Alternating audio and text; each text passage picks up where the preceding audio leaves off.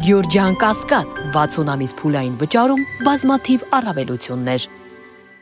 Ողջունում եմ բոլորիդ, հարգելի հայրենակիցներ, հարգելի գաղափարակից ընկերներ։ Անչափ ուրախ եմ տեսնելով, որ օր-օրի ժամ առ ժամ ավելանում են մեր շարքերը գաղափարակից եւ նվիրյալ ընկերներով։ Ինքներս մեզ բնականաբար բոլորս հարց ենք տալիս. ինչով է պայմանավորված մեր ձևով շարժման իմաստը եւ ուժը։ Պատասխանը շատ հստակ է եւ պարզ։ Հայրենիքի Հայաստան պետության համար կայուն, անվտանգ եւ զարգացման հեռանկար ունեցող ապագայի կերտումն է։ Բնականաբար կառաջանա հաջորդ հարցը. ունենք մենք արդյոք այդ ռեսուրսները, հնարավորությունները եւ ներուժը։ Պատասխանը դարձյալ միանշանակ է. այո, ունենք եւ կարող ենք բերել դրա մասին վկայող ընդամենը մեկ բան. օրեցօր մեր շարքերի ավելացումը տաղանդաշատ եւ բանիմաց երիտասարդներով, ինչպես նաեւ մեր ձևով շարժման կորիզը կազմող անդամների անցած ճանապարհը եւ կատարած գործերը։ Հարգելի հայրենակիցներ, մեր ձևով շարժման առանձնահատկությունը կայանում է հետեւյալով. մեր շարժումը Հայաստանի Հանրապետությունում միակ շարժումն է, որի տարբերություն մնացած բոլոր նմանատիպ շարժումների, քաղաքական միավորների ունի մեկ բացարձակ առավելություն ստարտային։ Դա մեր ազգային բարերար շարժման գաղափարական առաջնորդ պարոն Սամվել Կարապետյանի գործոնն է։ Ինչով է կարևոր պարոն Սամվել Կարապետյանի գործոնը։ Ուրեմն նա ոչ թե խոսքերով, այլ իր գործերով, կատարած աշխատանքով, անիրական թվացող նախագծերի իրականացմամբ ապացուցել է, որ Հայաստանում կարելի է կառուցել հզոր տնտեսություն, ունենալ ոչ միայն հոգևոր, այլ նաև տնտեսական վերածնունդ։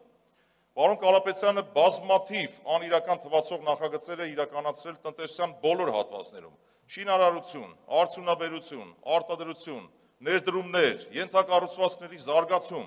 եւ սա վկայում է ընդամենը մեկ բանի մասին, որ ոչ թե մենք կարիք ունենք խոսքով ապացուցելու, որ դա հնարավոր է, այլ գործով արդեն իսկ ապացուցված է, եւ այդ ամբողջը ընդամենը պետք է տեղափոխվի եւ պրոյեկտվի պետական համակարգի վրա։ Այսինքն այդ փորձը մենք արդեն ունենք։ Մեկ կարևոր առանձնահատկության մասին եմ ուզում հատուկ շեշտել, խնդրում եմ ուշադրություն դարձնել։ Պարոն Կարապետյանը միակ ազգային բարերարն է, գուցե ծայրահեղական հնչի գնահատական, այլ բարերարներ եւս կան, ես չեմ ուզում նսեմացնել մյուսների դերը, բայց ուղեկցել է իր գործունեությունը լուռ բարեգործական ծրագրերով, քրիստոնեական ձևով։ Ես դա բազմիցս արտահայտվել եմ տարբեր լրատվամիջոցներով։ Ինչ է դա նշանակում։ Դա նշանակում է, որ ոչ թե ի ցույց դնելու համար են այդ բարեգործությունները արվել, այլ մեր ժողովրդի իրական կարիքների բավարարման նպատակով։ Ինչ է դա նշանակում։ Բավարարվել են առողջապահական խնդիրներ, կրթական խնդիրներ, ենթակառուցվածքներ են զարգացել եւ այլն։ Եվ սա կարելի է դիտարկել որպես բիզնեսի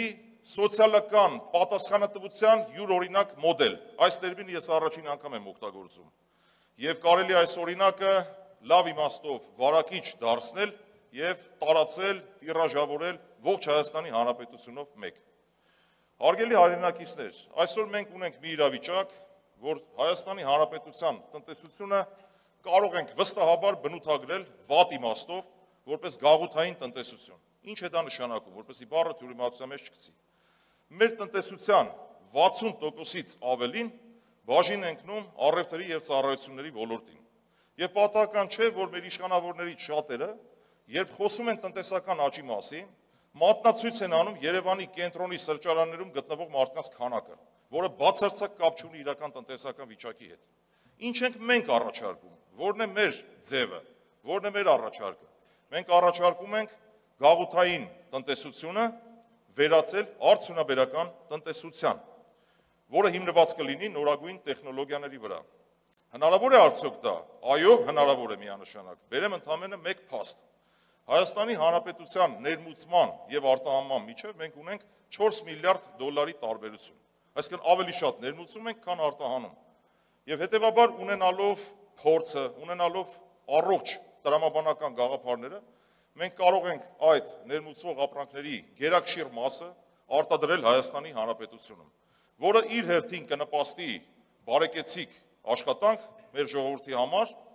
եւ, ինչպես ես արդեն նշեցի, գաղութային տնտեսությունից անցում կկատարենք իրական տնտեսության, որը արդյունաբերական տնտեսությունն է։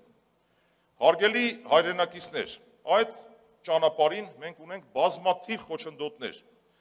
Այս վերջին տարիներին Հայաստանի Հանրապետության կառավարությունը ընդունել է մի շարք որոշումներ,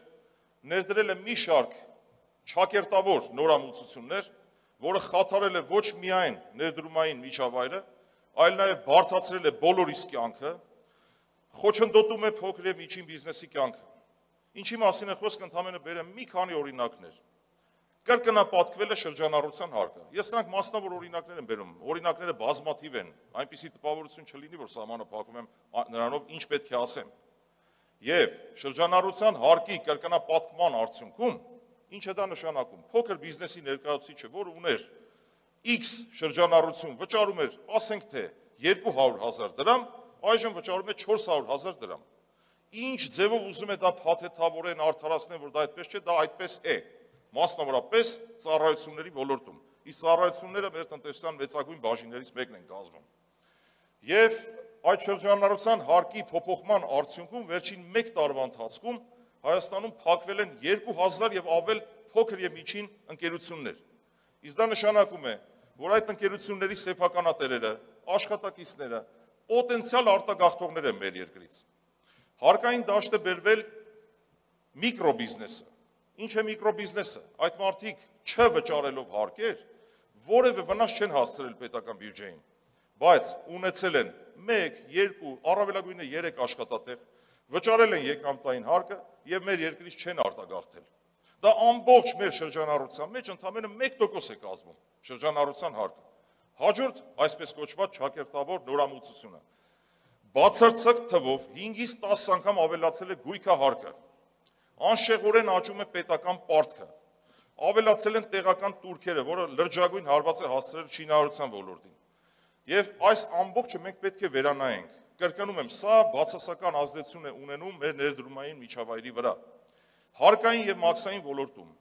իրենց բառով եմ ես ուզում ասել 2018 թվականի։ Ցավոք սրտի տնտեսվարողները շարունակում են մնալ տուգանքի մատերիալ ճակերտավոր։ Եվ չնչին խախտումների համար մաքսային ոլորտում մասնավորապես դա չեն կարող հերքել, փաստերով կարող եմ ապացուցել, եթե ձեզանից որևէ մեկին հետաքրքիր լինի առանձին հանդիպումներով եւ կոնկրետ օրինակներով։ Չնչին խախտումների համար մարդիկ ենթարկվում են վարչական պատասխանատվության եւ գոյություն չունի պատասխանատվության ինստիտուտ։ Ինչ է դա նշանակում։ Դա նշանակում է, որ եթե հետագայում պարզվի, որ տվյալ տնտեսվարող սուբյեկտը որևէ մեղավորություն չուներ, նման վարչական ակտ կայացրած պաշտոնյաները որևէ պատասխանատվության չեն ենթարկում։ Մենք ներդրելու ենք այդ պատասխանատվության ինստիտուտը։ Այնուհետև հարկային ոլորտում ավելացել են տնտեսական հանցագործությունների մասով վերջին 1 տարվա, 2 տարվա ընթացքում առավել քան 60%-ով քրեական վարույթները։ Դա անթույլատրելի է։ Մենք պետք է իսպառ բացառենք տնտեսվարող սուբյեկտներին քրեական պատասխանատվության ենթարկելու արատավոր պրակտիկան։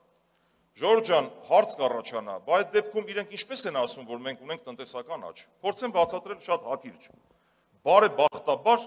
Հայաստանի Հանրապետությունը հանդիսանում է Եվրասիական տնտեսական միության անդամ։ Ինչ է դա նշանակում։ Դա նշանակում է, որ անկախ մեր կամքից, դա ես կանվանեի անուղղակի ինքնաբերաբար տնտեսական աճ